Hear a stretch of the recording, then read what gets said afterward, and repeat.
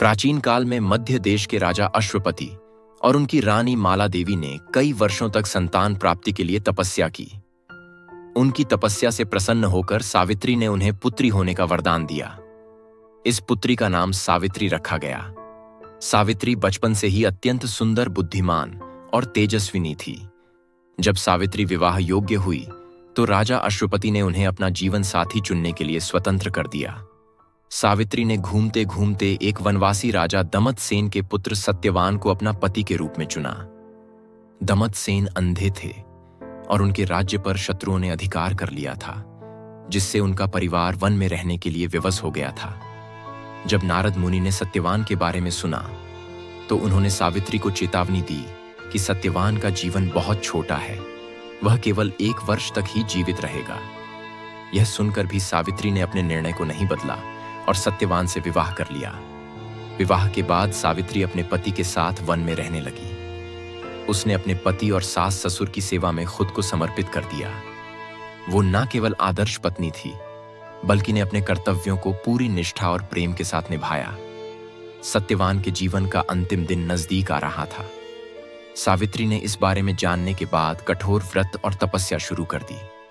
उसने 3 दिनों तक बिना भोजन और जल के उपवास किया और भगवान से अपने पति की जीवन की रक्षा के लिए प्रार्थना भी की। जिस दिन सत्यवान का अंतिम समय आया, वह लकड़ी काटने के लिए वन गए। सावित्री भी उनके साथ गई। अचानक सत्यवान को सिर में तेज दर्द हुआ और वह सावित्री की गोद में गिर पड़े। तभी यमराज वहां प्रकट हुए और सत्यवान की आत्मा को ले जाने लगे और सावित्री ने यमराज का पीछा करना शुरू कर दिया। यमराज ने उसे रोका और कहा, तुम एक मानव हो और मेरा पीछा करना उचित नहीं है। सत्यवान का जीवन अब समाप्त हो चुका है। लेकिन सावित्री ने यमराज से कहा, जहां मेरा पति जाएगा वहां मैं भी जाऊंगी। पति और पत्नी का रिश्ता तो जन्म जन्मांतर तक होता है। यमराज उसकी निष्ठा और प्रेम से प्रभावित हुए और उससे वरदान मांगने को कहा। सावित्री ने पहला वरदान अपने ससुर के खोए हुए राज्य को वापस पाने के लिए मांगा। यमराज ने यह वरदान दे दिया। फिर सावित्री ने दूसरा वरदान मांगा कि ससुर की आंखों की रोशनी वापस आ जाए।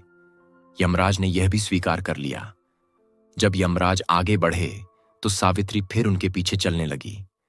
यमराज ने फिर तीसरा वरदान देने की बात कही। इस बार सावित्री ने अपने लिए 100 पुत्रों का वरदान मांगा। यमराज ने यह भी वरदान खुशी खुशी दे दिया। लेकिन जब यमराज सत्यवान को लेकर जाने लगे तो सावित्री ने कहा, मुझे तो आपने 200 पुत्रों का वरदान दिया है, लेकिन जब मेरे पति ही नहीं रहेंगे तो मुझे 200 पुत्र कहां से होंगे। यमराज उसकी बुबमता, निष्ठा और साहस से बहुत प्रभावित हुए। सत्यवान को उन्होंने जीवन दान दे दिया।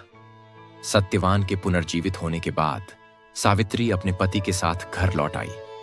दमतसेन को उनका राज्य और उनकी आंखों की रोशनी मिल गई। पूरा परिवार खुशी से भर गया। अगर आपको वीडियो पसंद आई हो तो वीडियो को लाइक करें, उसमें कमेंट करके बताएं कि ये वीडियो आपको कैसी लगी है और चैनल को सब्सक्राइब करें। हमारा चैनल आपके लिए ढेर सारी अनकही और अनसुनी कहानी लेकर आएंगे। धन्यवाद।